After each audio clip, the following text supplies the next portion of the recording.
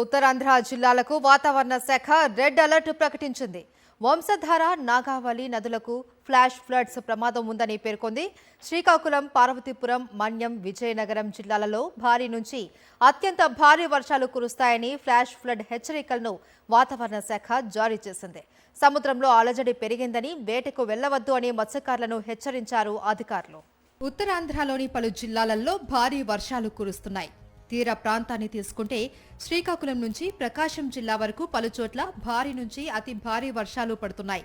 తీవ్ర వాయుగుండంతో బలమైన ఈదురుగాలులు వీస్తున్నాయి. అనేక చోట్ల ఈదురుగాలుల బీభత్సం సృష్టిస్తూ ఉన్నాయి. గాలివానకు భారీ చెట్లు నేలకొరిగాయి. పలు ప్రాంతాలలో విద్యుత్ స్తంభాలు, భారీ హోర్డింగ్స్ కుప్పకూలాయి.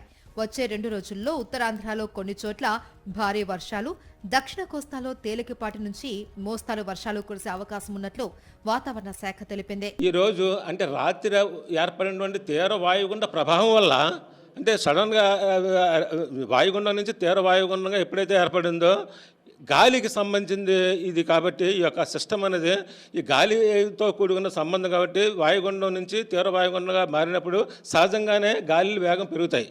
ఆ యొక్క వేగం ప్రభావం వల్ల ఈరోజు ఉదయం నుంచి మధ్యాహ్నం వరకు కూడా బలమైన గాలులు, భారీ వర్షాలు పలు చోట్ల అనేక చోట్ల కురవడం సాగినది. గాలిలో కూడా వీయడం సాగినది. దీనివల్ల చాలా ఎలక్ట్రిక్ పోల్ కానీ మళ్ళీ అలాంటి గాలి తీవ్రత కానీ వర్షాలు కానీ ఉంది. రాగల 24 గంటల్లో మళ్ళీ అటువంటి గాలిలే.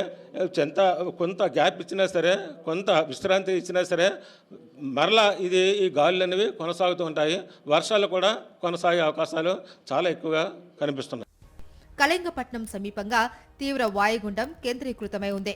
వాయువ్య దిశగా కదులుతూ అర్ధరాత్రి పారాదీప్, గోపాల్పూర్ మధ్య తీవ్ర వాయుగుండంగా మారి తీరం దాటనుందని వాతావరణ శాఖ అధికారులు చెబుతున్నారు.